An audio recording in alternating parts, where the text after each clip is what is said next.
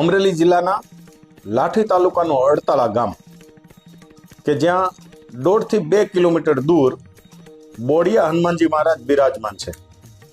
આશરે 400 વર્ષ પહેલાનો ઇતિહાસ છે કે હાલ જ્યાં બોડિયા હનુમાનજી મહારાજ બિરાજમાન છે ને ત્યાં બોડિયા નામનું ગામ હતું અને હનુમાનજી મહારાજ એ ઉગમણા જાપાના હનુમાનજી કહેવાતા. સમયાંતરે બોડિયા ગામનું સ્થળાંતર થયું અને જે હાલનું ગામ છે અડતાળા, એ ગામ આજનું અડતાળા છે.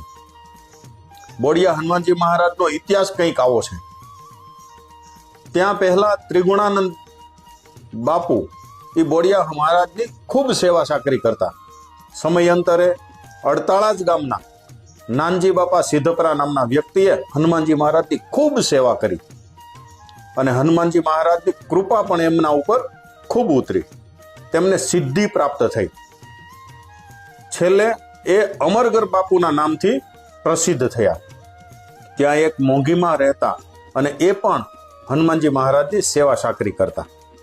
અમરગર બાપુની સિદ્ધિ જે મળી છે એની વાત કરીએ તો ગામના લોકો હનુમાનજી મહારાજને ત્યાં શ્વાસ લેવા આવતા અને કહેવાય છે કે એક ગોળામાંથી એ અમરગર બાપુ શ્વાસ આપતા પણ ક્યારેક ગોળામાંથી શ્વાસ ખૂટતી નહીં.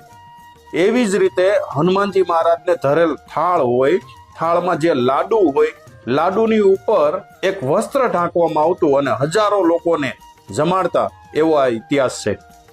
હાલ જ્યાં હનુમાનજી મહારાજનું મંદિર છે ને ત્યાં એક બહુ મોટો વડલો હતો. આશરે 50 વર્ષ પહેલા એમાં આગ લાગતા મંદિરની આજુબાજુનો જે વડ હતો એ બળીને ખાખ થયેલો. પણ વડલો એટલો મોટો હતો કે હાલ જે મંદિરના પટાંગણમાં વડલો છે ને એ એની વડવાઈ છે. આ સમયે જ પંચમગીરી બાપુ આવ્યા અને પંચમગીરી બાપુએ આ આશ્રમનો વિકાસની શરૂઆત કરી. ત્યારબાદ હાલ સૂરજગીરી બાપુ એ મંદિરનો અવિરત વિકાસ કરી રહ્યા છે.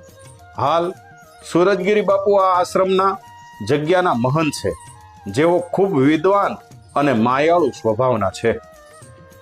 બોડિયા હનુમાનજી મહારાજની શ્રદ્ધાથી કોઈ પણ માનતા કરે તો તેને અવશ્ય ફળ મળે છે અને મનોવાંછિત ફળ પણ મળે છે. જો તમે બોડિયા હનુમાનજી મહારાજના દર્શન ન કર્યા હોય ને તો એકવાર જરૂર કરવા પધારશો. જય શ્રી બોડિયા હનુમાનજી મહારાજ.